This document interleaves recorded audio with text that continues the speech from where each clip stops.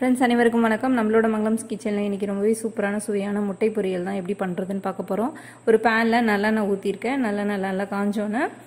பொடிசா நறுக்குன சின்ன வெங்காயம் பெரிய வெங்காயம் எது வேணாலும் யூஸ் பண்ணிக்கலாம் அதோட காரத்துக்கு பச்சை மிளகாய் சேர்த்திருக்கேன் பச்சை மிளகாய் வெங்காயம் ரெண்டையும் நல்லா வதக்கிக்கங்க காரம் வந்து நம்ம மிளகு தூளும் பச்சை மிளகாய் மட்டும் தான் ஆட் பண்ண போறோம் சோ அதனால எவ்வளவு காரம் வேணுமோ நம்ம அதுக்கு தகுந்த மாதிரி ஆட் பண்ணிக்கலாம் நல்லா வதங்கிடுச்சு வெங்காயம் பச்சை மிளகாய் மிளகு தூள் வந்து தேவையான அளவு போட்டுக்கங்க மிளகுத்தூள் சேர்த்து இந்த முட்டை பொரியல் பண்ணி பாருங்க செம்ம டேஸ்டா இருக்கும் அதுக்கு அப்புறம் உப்பு வந்து தேவையான அளவு போட்டுக்கிட்டேன்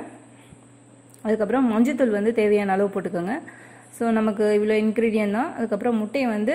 தேவையான அளவு நம்ம எடுத்து தனியா எடுத்து வச்சுக்கணும் நல்லா வதங்கிடுச்சு மிளகுத்தூள் போட்டு இப்போ முட்டையை வந்து நான்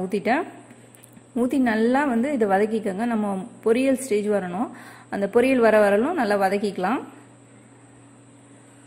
இது வந்து பாத்தீங்கன்னா சப்பாத்தில ரோல் பண்ணி சாப்பிடலாம் பிரெட் கூட ரோல் பண்ணி சாப்பிடலாம் தோசையில மேல ஸ்டஃபிங் மாதிரி வச்சு சாப்பிடலாம் சூப்பரா இருக்கும் நம்மளோட மங்கலம்ஸ் கிச்சன்ல பாத்தீங்கன்னா இன்னைக்கு சூப்பரா முட்டை பொரியல் வந்து ரெடி ஆயிடுச்சு நான் வந்து மேல வந்து லாஸ்டா ஃபைனலா பாத்தீங்கன்னா கொத்தமல்லி தழை போட்டுருக்கேன் சூப்பரா ரெடி ஆயிடுச்சு நீங்களும் இதே மாதிரி ட்ரை பண்ணி பார்த்துட்டு முட்டை பொரியல் எப்படி இருந்துச்சுன்னு சொல்லுங்க இது வரைக்கும் நம்மளோட கிச்சனை சப்ஸ்கிரைப் பண்ணலைன்னா மறக்காம சப்ஸ்கிரைப் பண்ணிக்கோங்க தேங்க்யூ ஃப்ரெண்ட்ஸ்